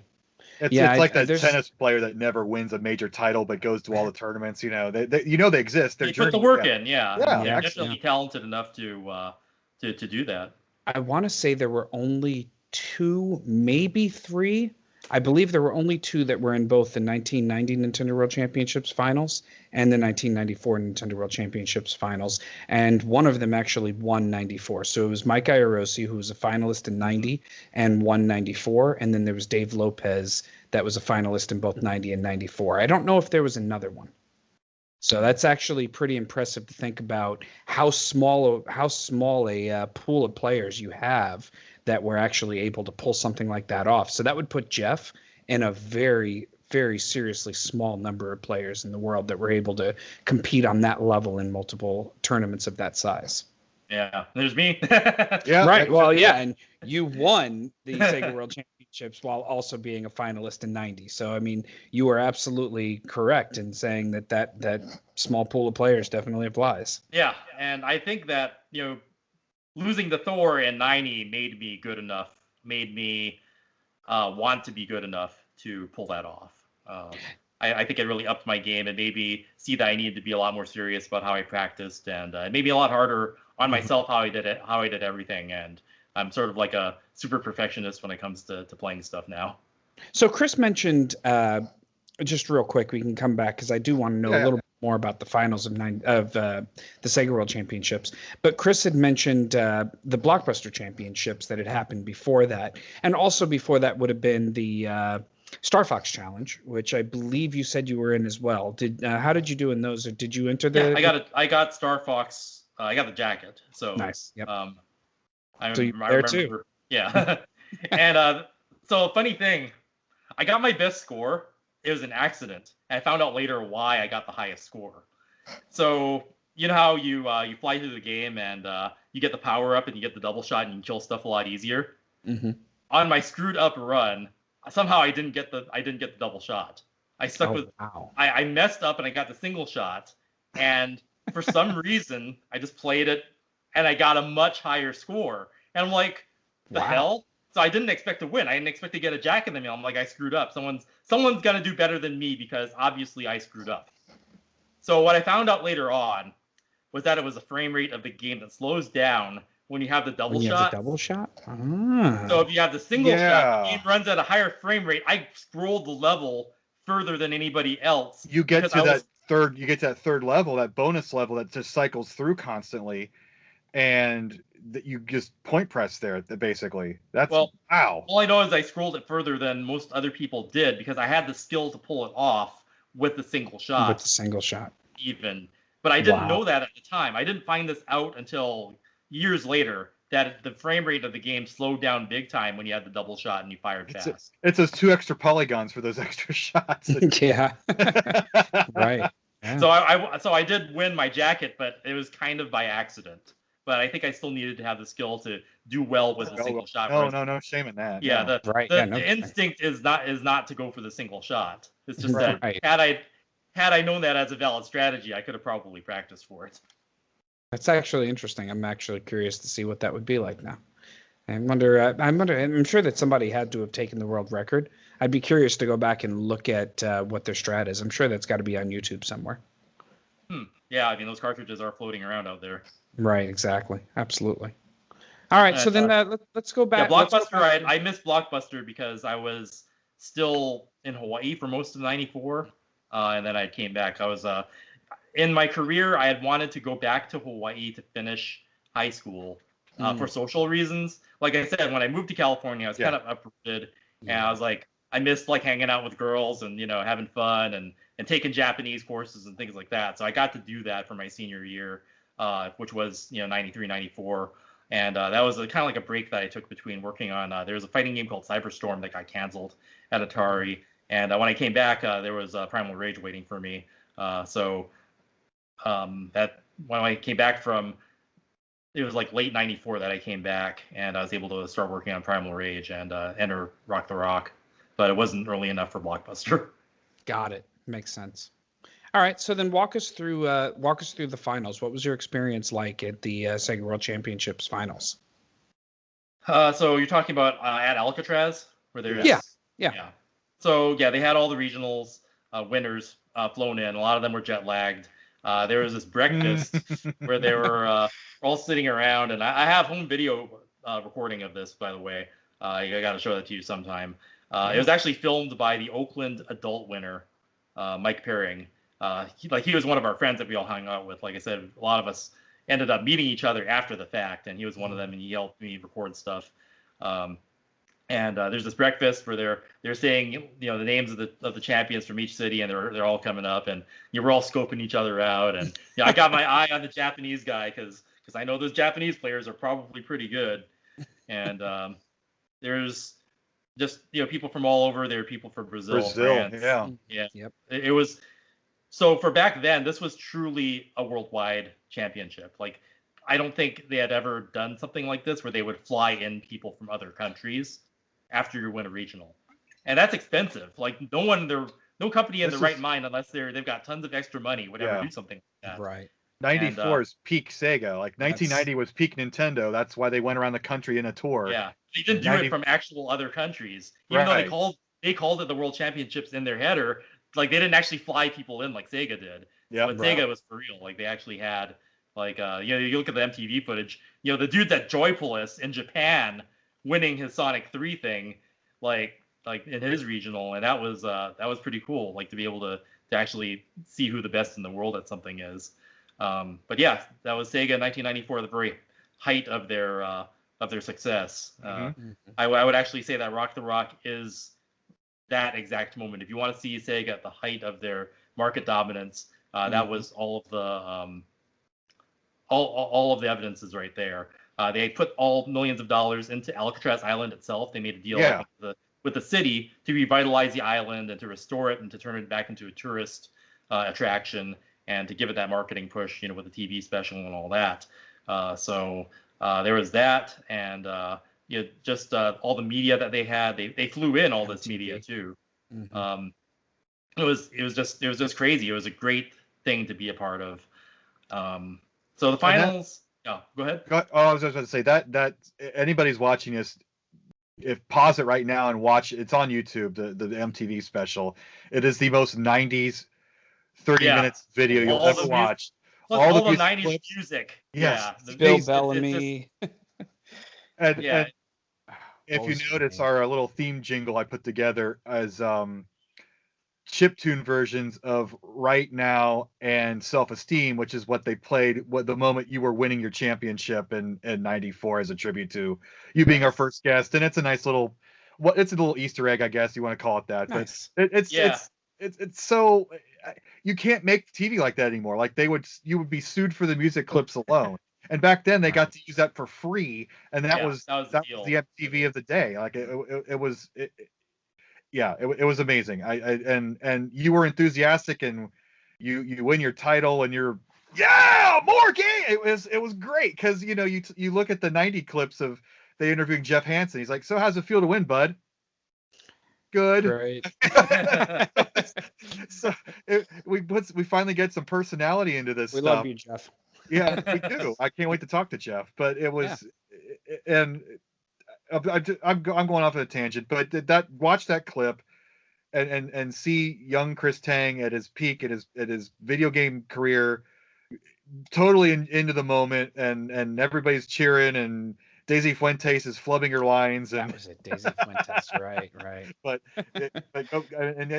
just. I mean, were you able to soak it in at least? It seemed like you were, but it was great. What were you feeling at that moment? Like I finally made it, or what were you thinking? That question. There's a lot going through my mind. A lot of it is like my mind was being pulled in so many different directions. I had to focus on my performance. Right. Then I had to focus on looking good for the camera, or I'm not sure how much brain power that would actually take. But a lot of it was jacket on, right? Yeah. Do you still have that? The denim prison whatever thing. Outfit? Yeah, I do have. Oh, that's cool. Oh, nice. Okay. I'm not sure exactly where it is, but I don't know. My family's Asian; they never throw anything away, so it's a good thing for what we're doing here. It is, absolutely. Yeah. So I don't know. I just had a lot of energy. I remember like the shirt I was wearing underneath. Like I had this weird like ritual where it's like I would win a contest and then I would wear the shirt that I won from the previous contest to my next contest. And I was wearing this Mortal Kombat shirt underneath that I won from the Hawaii State Mortal Kombat Championships that I had won. So I remembered that like I was like unbuttoning it and unleashing the power or something. It's like this strange ritual I did. It's a good ritual. Like music kids, you never wear the band's shirt at the band's concert. You have to wear some other band's shirt to a concert. So that's a good rule for video game championships. I just remembered that. Yeah, and then I have like like a box with like the most important like I don't know, blessed items and like the Mortal Kombat shirts in there, along with the Sonic and Knuckles shirt, along with like the Rock the Rock trophy and some other things. But yeah, I remember that Mortal Kombat shirt was also something that I had on me that was like a good luck charm of some kind. But yeah, I had a lot of energy and I was like feeling good about it. And at the time that I had won, actually, when you look at the MTV video where it's counting down, and it's showing like footage of the game, which is all completely BS. Yeah. They just spliced in just random crap, and that made me so mad too because I was like so hardcore and I wanted to see my awesome perfect gameplay, right? And they showed like some other losers like just jumping into the bonus stage, which we didn't even do, and things like that. So was there any recording at all? I mean, I would have taken they did. They already spent big money on the displays and the PVMs and. I can't imagine they were recording game footage, although they didn't split the signal too much. They had two screens for the live crowd. I don't know if they were recording them. They probably weren't. Otherwise they might have used it. But my friend, like I said, Mike, was there with a camcorder, and it's really shaky, and he had a really hard time getting any of the screens whatsoever. But you can see a little bit of the gameplay footage from his footage. And it is hard to record those screens as well. You get a lot of the screen rolls because of the refresh rates and everything else. So I can understand why it's hard to actually have any of that footage, but it would be really cool to find. Also, you don't want to degrade the signal for the players. Like if they split it too much, they'll look bad. So especially back then, that's very true. All right, so then I have to put you on the spot here. Let's talk about one versus the other. Which one had the better game set? Which one did you like the rules from? Compare the two to each other. Nintendo World Championships 90 compared to the 94 Rock the Rock. Well, like I said, the Hawaii State Nintendo Championships had a really good rule set that I like. I think that one actually had the best rule set of all because everybody knows Super Mario Brothers and beating the game and then trying to get as much points within that run actually gives it a risk reward that it's kind of like the Tetris Championships, where it's like, how hard do you push? Do you risk flubbing everything, or do you go for more points? So Sonic Rock the Rock, it's really hard because you have to do like a perfect run without getting hit at all. In NWC, yeah, I mean you can make some kinds of mistakes here and there. But not anything along the way that will completely end your run for good like it was in Rock the Rock. So I think in terms of a perfectionism test, Rock the Rock's like a tougher challenge.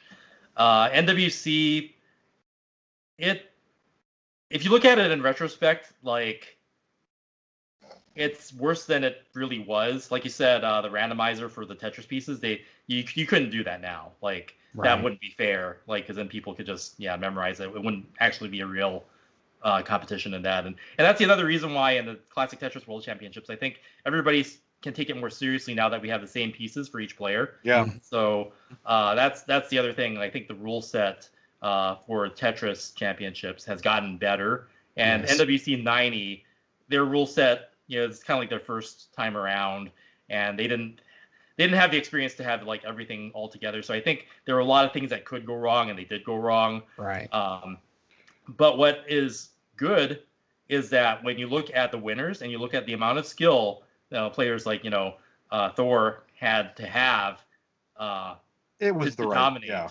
Yeah. Mm-hmm. The right people won.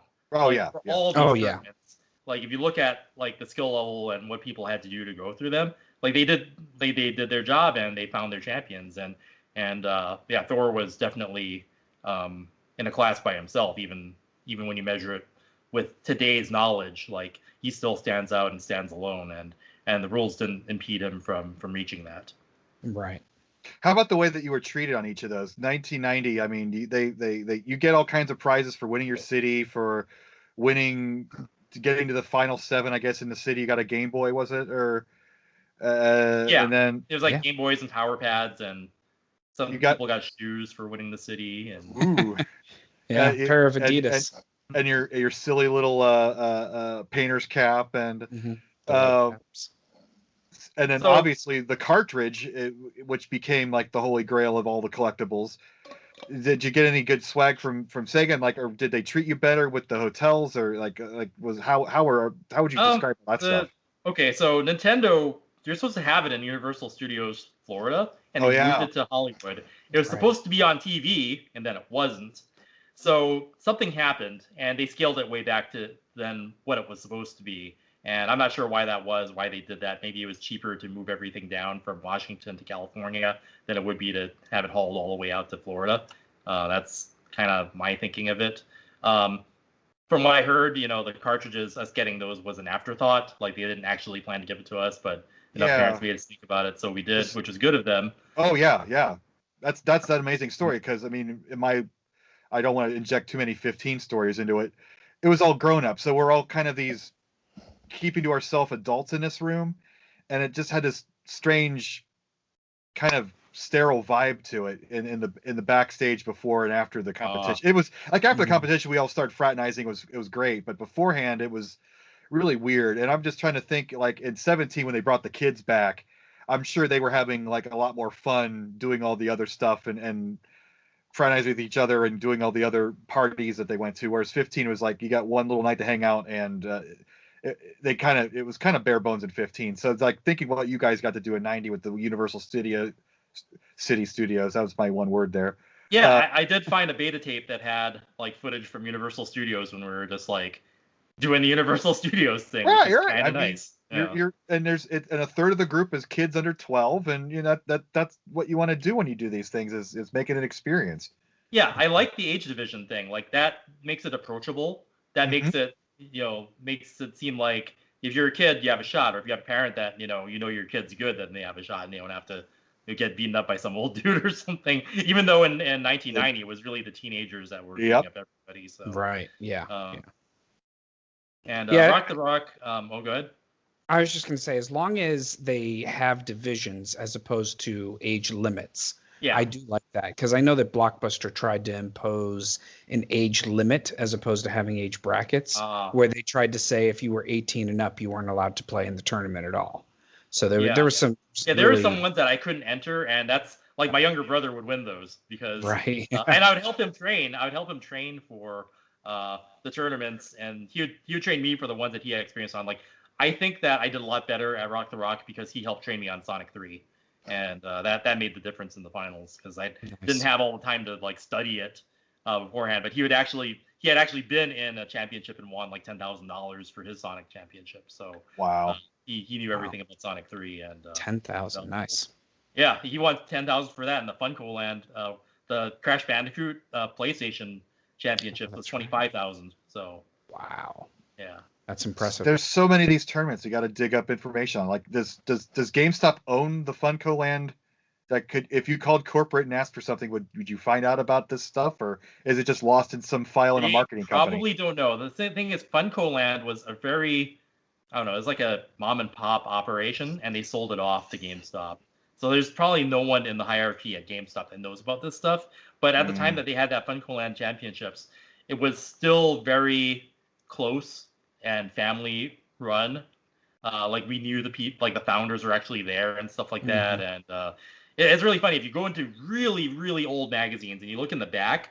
There'd be these lists of these games with prices. I remember that. And it would just say Funko Inc. on the bottom, and it would just be. It didn't have like the colorful logo, like the Google logo that they ended with.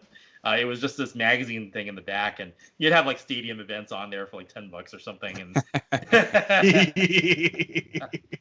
right. Yeah, we laugh at that now, right? But yeah, back then it was still just a small store that had become a national chain, and then GameStop unfortunately ate them. I agree with that statement. Yeah, but getting back on track, the finals. That's what I was talking about, right? Right. Just your experience there, like what you did on the side, like how they treated you. All that big Sega money. So, Hard Rock to Alcatraz for me was a limo ride, and a ride on the ferry. I didn't get a trip like, say, from Japan to San Francisco or from Florida to San Francisco like everybody else did. So I kind of got a little screwed, like in terms of that. But what I gained from that was the support of the hometown crowd. I think for some reason, like a lot of people from that area, especially the media, were cheering me on, like super. I was, how Boom Tetris for Jeff, everybody cheers for Jeff because he's Jeff. Right, if you see the footage of like Rock the Rock, for some reason everybody's just like really cheering for me because I'm the hometown favorite, just because I'm representing California, San Francisco. And there are a lot of people at Sega who kind of knew me. They think they saw me, at CES and stuff. Here's an interesting story. So I used to do game demos for TTI, TurboGrafx, back at CES. Like I'd play like Lords of Thunder or Gradius 2 on their screen, and people would come by and they could see an expert at the game play it and stuff. So I knew their PR person there, and I worked for magazines, and I talked to her a lot. And when TTI went under, and then when I went to Rock the Rock, I saw her working for Sega doing the same job at Sega the next year. So it's like I already had like these friends that were kind of like in the business, and they knew I was a really good player. So they knew that I had a legitimate shot at winning this thing. And that energy, I think, was something that I got from being from that area, that some of the other people that did get flown in didn't really have that. They had like their mom and their dad there. Right. Like Makes sense. I felt like I had like the whole, like everybody just, really wanting me to do well, and I was able to do it that way. So it wasn't just MTV producers like going like this to the crowd to make everybody pretend to clap and enjoy themselves. It was a legit crowd that was into it. That's cool. Yeah. There was like chanting and stuff going on. Like there's not in the MTV video, but on my camcorder video, like they're like, I was getting like chants and stuff. It was pretty surreal. That's really cool. So one of your prizes I found interesting was you got to get a copy of every game Sega. Oh right, yeah. So about the whole NWC got the NWC cartridge. Sega gave me everything they made for 2 years. So I got like everything into the Saturn era too. I got a whole bunch of I got a Saturn and all the Saturn stuff, and I got like a 32X, first party. CDX. Yep. Even some other like weird stuff that I didn't expect them. Like I got like Sega Power Strips, which are worth a pretty penny. Those are cool. Yeah. Yeah. Don't use them; they'll catch on fire. But they're great looking. yeah. I got like a Nomad. Wow. All that stuff in their best era, like that was really the height of their dominance, and they brought out a lot of stuff. So it was a good time to get all their stuff for free. Another thing that happened after the tournament was, I think it's about 2 weeks after, they told me to go visit them at Sega headquarters, and they were going to have this the ceremony. And what it was the Sega corporate meeting, like their quarterly meeting or something, where every one of their employees had to go to it, mandatory.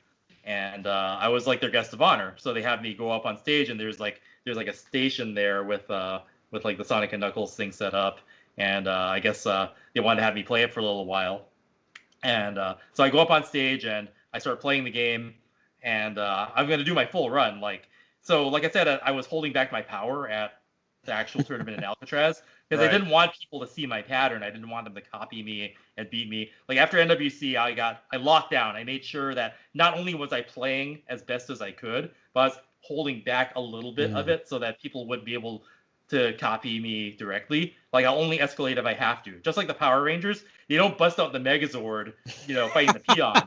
They wait for the monster to grow, then they bring out the big robot. And I never had to bring out my big robot. So at the Sega corporate meeting, I was going to bring out the big robot and do the full pattern, which was about 300 rings.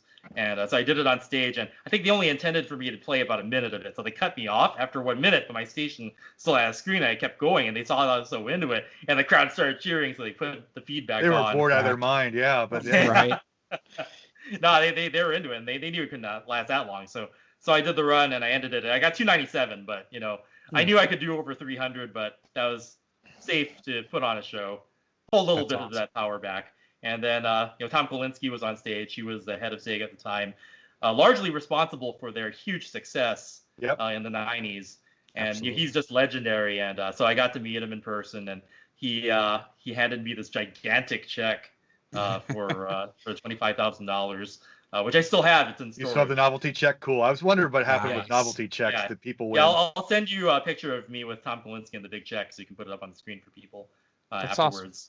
Awesome. But that was a great moment, just going to Sega headquarters, and they gave me like an extra Genesis and extra like 32X. So they gave me a whole bunch of like good stuff. So I would say that just because of the context of the Sega tournament, like that holds a special place, for me.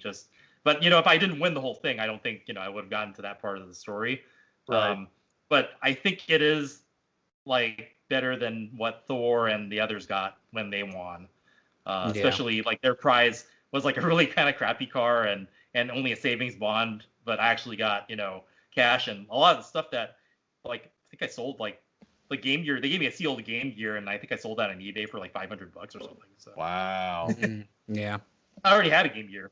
So what's it like? You're at home and you get like a weekly UPS delivery? Like, how did that go? go? Yeah. Well, it's kind of sad because they would just like dump it off like in front of my doorstop. So I'm pretty sure people stole some of those sometimes. Oh, no. I'm not even sure if I got all of them. Let's put it that way. But luckily, I think I did get the important stuff. Maybe they stole Cosmic Carnage. Actually, I got Cosmic Carnage. Okay. I still have I remember when they sent that to me, and I still have it. I even cut up the box because they started coming in these cardboard boxes that I hated. So I cut the box did that out too. I put it into the plastic one so that But now it's like, that's not a good thing to do nowadays. No, so I did that with my original Phantasy Star 4, and I regret it, even though I got a real one now, but I did that to a Phantasy Star 4. Oh. I'm so glad I didn't do it to my Phantasy Star 4. I did that to my Space Harrier 32X. So now I have 3 copies of Space Harrier 32X. The original one I got from my prize, which is stuffed into the plastic one.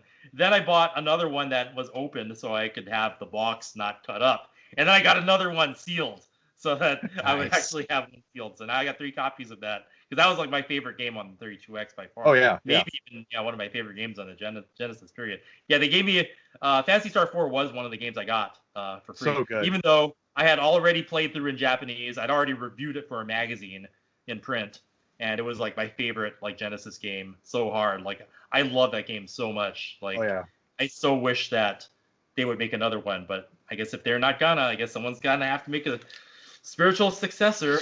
I guess it just have to happen. A little bit of spoilers for future products.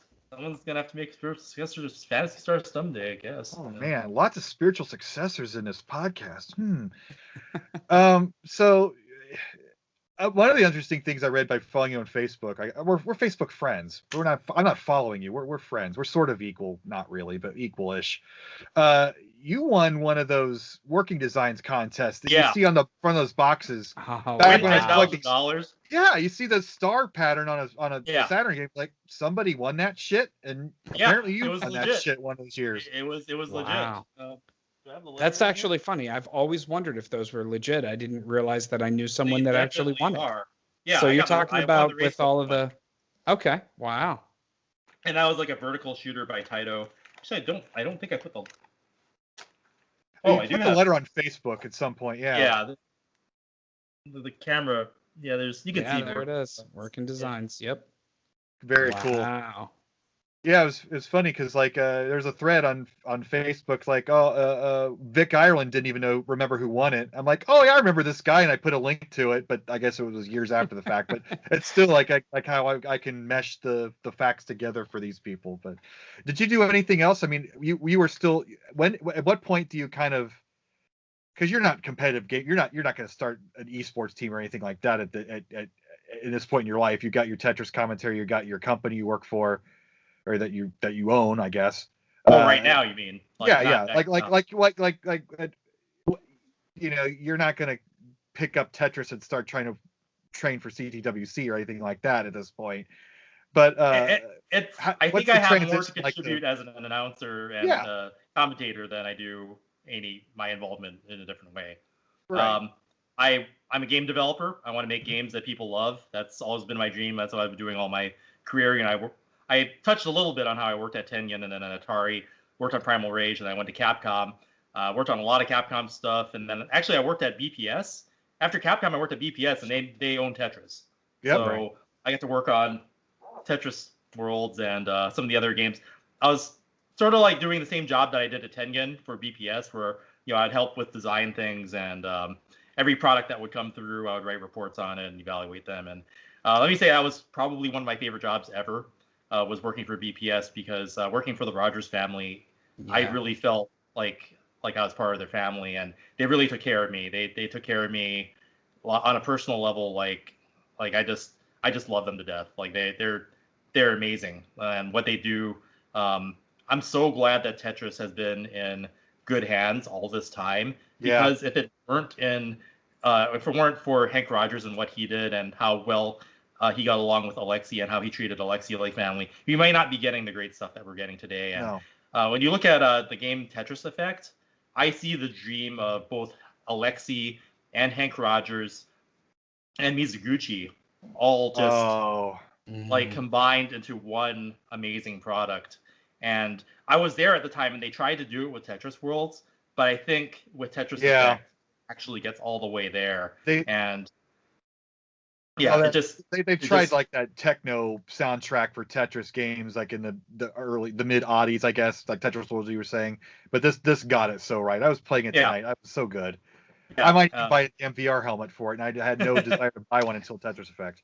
This was the first time. I hope it wins the award for best VR game, because it uses VR in a way that people don't traditionally expect it to be used, but it's done so well, and there's a certain beauty and surrealism to it, and it gives you feelings, and I think that's important. Like it's an aspect that I think creators like Mizuguchi and even Hank Rogers, when he would talk about wanting Tetris to have like a certain beauty to it and a flow and planets, and like I said, that when I was working on Tetris Worlds in the early 2000s, that's one of the themes he was trying to go for. But I don't think the technology and I guess the development angle existed for it to be done right back then, and now it's finally come together. So I'm not sure how I got off onto this tangent, but I guess in terms of video game development, working at BPS, was a great experience. And so when people say like, well, why am I an announcer, or why am I involved in the Tetris World Championships and things like that? And Tetris has been a really big part of my life, just from the beginning, like playing the arcade game and then playing in the Nintendo World Championships, competing on it, and then actually working for BPS and Tengen. So I competed, worked at Tengen, worked at BPS. Like, I think that's probably why they picked me, is because I was able to show up at the 2010 competition. And when Hank Rogers was there, he saw me, and he saw me working with these people. And I think that having that connection, when people see people that they worked with that they trust, they know that things are in good hands. And when I saw Hank Rogers there, that was like, this is going to be a really legitimate tournament. This has the blessing of Alexi and everybody that's been involved in Tetris for the whole time. And that helps. That helps to have that background. Yeah, normally when I work at an event like that, afterwards, I'm like, okay, that was really fun. I need a little bit of a break before. I'm excited about next year already. Like Panoma's coming up. We're doing the NWC thing, but they're also having one of the Tetris satellite tournaments. I'm going to help out with them too. I'm excited to see the whole gang. They're doing the recasts every Tuesday. So it's we have a competition season. Can you believe that? Yeah, actually season. We have a road to the championships, the road to Portland, putting Portland on the map as an eSports destination. It's so cool. Can you believe what we're doing? Like, the world is like, it's becoming a better place. The dream is real. It is Right. like you called it the World Championships as an homage to Nintendo World Championships, but also as a sort of joke. But you build it and they came. It is a true World Championship now. And if you guys get too big for that convention space, which I think is It's probably seeing already how there. the crowd that was, they're going to have to make some sort of different arrangement or something. But that might need to start traveling to different conventions or getting its own space. Or I I like don't, it there. I do too. Yeah. But man, I'm sure they'll make it work. I mean, Portland loves us. Chuck and the Portland Retro Gaming Expo, huge shout outs to them. Yeah. They've helped. They've made this possible because in 2011, after 2011, this wasn't going to continue. Mm-hmm. And if Chuck didn't pitch to Adam to have it run at Portland Retro Gaming Expo, we weren't going to have another year. It just wasn't financially viable. But having the sort of like the worry for the overhead and the logistics and things like that, renting a venue, all that stuff, not having to worry about that frees us up to do the work that we need to do to make the tournament better. And that's really helped us grow over the years, and the reason why people even tune into us now, which is I never thought it'd get as cool as it is now, but can't wait to see where it goes. Yeah, and you've inspired me. I mean, I saw your old setup with just that stupid little security cam 4 box up on the screen with the 4 screens, and I could find one of those on eBay, and I bought one. And Vince Clemente was telling me one year, he's like, this Dr. Mario is really my game, but I don't want to run another stupid tournament. This takes up too much time. So I had connections with the Pittsburgh Replay FX guys. So I'm like, all right, let's just do this damn Dr. Mario tournament. So we've been running 2 years strong, and we got people flying out last year for it. So it's like, well, shit, this is going to be a thing It's too. It's happening. I'm so happy for it. And I don't know if it's ever going to reach the height of Tetris, but just getting people inspired to play old stupid. You got to start somewhere. Like that first year that we had, in 2010, it was homely. It was, very grassroots, and absolutely. But it was honest, and it came from a place where we loved the competitions that we grew up with. NWC was something that, the whole thing was Robin Mihara wanted to find who was the best Tetris player in the world. Somebody needed to know. Everybody needed to know. Yeah. But when no one had done it before, and we made that happen. And one thing that, for me personally, I feel is one of the best things about what we're doing with CTWC now is the tours that were run for Nintendo and Sega, where they'd have regionals and then they would fly the winner out to the finals. We're doing it. They don't. Yeah. That's what we have now. We have Retro City and Game On Expo and Replay FX. We have regionals where anybody can enter, for a low cost. You don't have to own an eSports team, and you don't have to be sponsored by Razer.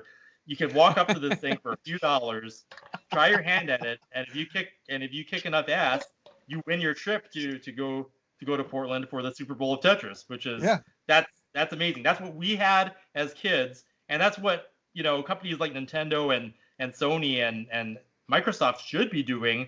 But they probably feel that it would cost too much because video gaming is so big that they don't need to promote that way anymore. But what it gives a celebration. I feel like when I'm at the CTWC, I feel like it's a celebration of video games and people are having a great time. And that's something that brings people together. And even if it's a Dr. Mario tournament or Tecmo Bowl, even if it's small, you have to start somewhere. And that's really the lesson to be learned here is just give it a shot and bring people together. If it sticks, then who knows where you'll be in 9 or 10 years. I plan on I want to take the trip up to Tecmo Madison this year if they hold it. I guess they're trying to negotiate it out still, but that's kind of CTWC and Tecmo Madison are like the two homegrown retro themed tournaments that are huge now. And you'd think that and I guess speedrunning is finally going to take that next step too with some of the great classic speedrunning games. I think that there's a itching from these GDQ events that they want to make it more competitive because you need that drama. If you watch somebody trying to make a world record, I can do this trick and this trick and this trick, it's super cool. But if you take it up to that next level and give that drama in that one shot, not a second chance, you can't reset your bad run. It really adds a dimension of drama that makes it really interesting to watch, even if you're not a big fan of that game. I was hoping that they would go more in that direction, and because when speedrunning was getting big, I looked into that and I'm like, okay, so this seems to be like some kind of form of competitive gaming, but the way that it's executed is all different, and the people involved don't get any prizes or get paid or anything. So that to me seemed kind of strange, and I was like, well, these players are really good, they're really talented, like they need to get some kind of recognition, but they weren't. They were just getting views on Twitch and YouTube, and that was their only payout. And I felt kind of bad. I was like, they really need to, do something more to show the talent that's on display rather than just kind of using them without. A lot of them were watching CTWC and they were making comments, like Zallard for the Punch Out guy, the Mexican runner was on there. Like they were making comments like, this is amazing, especially when you saw 4 level 19 games simultaneously. Announcers are going crazy about what's going on. It's like you could do that with a Super Mario Brothers easy. I mean, absolutely. Everybody plays that damn game. They would know the tricks. And do you take the risky move that you can't hit every time, the frame perfect shit?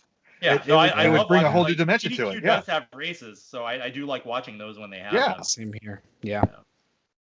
You watch those tricks on like 4.2 and you think to yourself, can I do this consistently? Is this worth trying to do? It's actually an interesting element. Yeah, or having ones that, like I said, that Holiday Mart contest where beat the game, but then the score matters. Yeah. Then where do you push the points? Mm-hmm. The problem with speedrunning is that play styles start to not become a thing because there's always an optimal path. So people only pick the optimal path.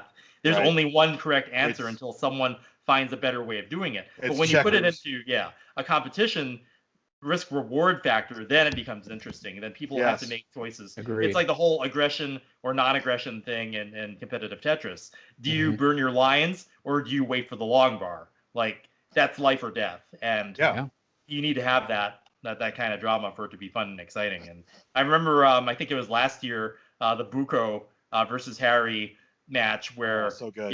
that a lot of people say that was one of the best moments was because, Buko knew that he had like two lines to, he even did like the gesture when he knew he got it. So, it was so good. And Alex nearly had that same moment this year when he was, the Zizix Alex match, and Zizix got 2 Tetrises on 28 the top and then got his 29. Alex needed 1 Tetris at level 29 and he couldn't get the line piece over, but I think he had miscalculated that single and he was up to like 229. I thought he had one more. He didn't have enough, and it's like, but had he had that one if he had a hyper tap in his pocket or knew the situation better, but it was right there. It was so close, and it was like just wow. Green Tea also had one of those at the end too. Like he had 2 lines there and he didn't pull it off. But Buko actually did pull it off. When he did it. So clutch Tetris. So good. Well, this has been so much fun, like talking. I mean, I think we hit all the subjects. It's a nice length. Like I said, and we could always do more later, I want to do a big group chat at Panoma with everybody, kind of like more of the road stories to get out.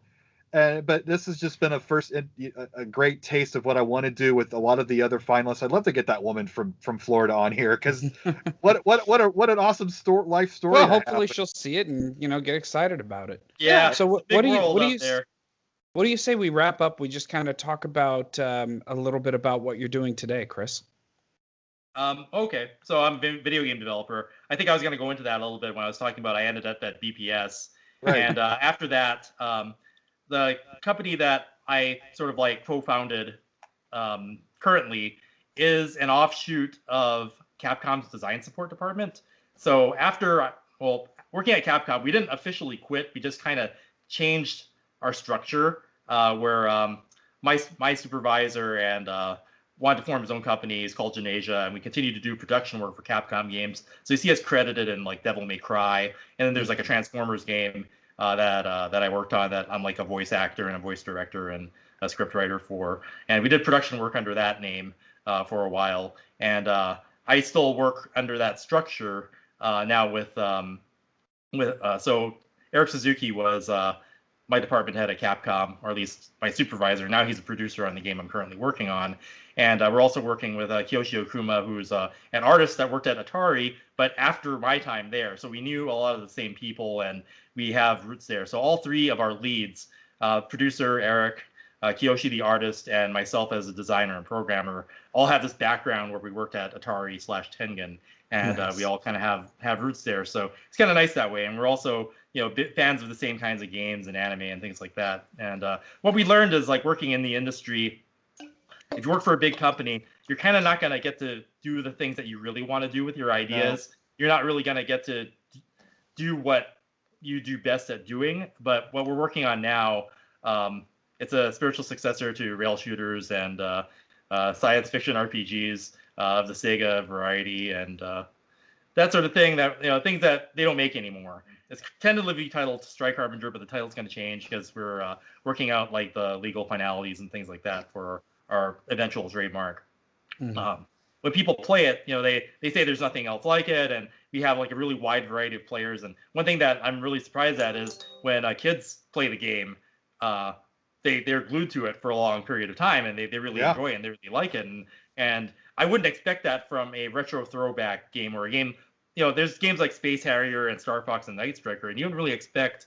Star Fox is different. That exists today, but stuff like Space Harrier, like they don't make new versions of that.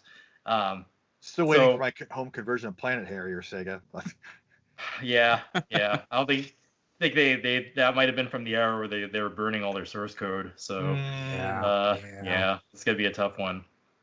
But yeah, we're making new games that have a modern spin on old things that should have been taken further but weren't.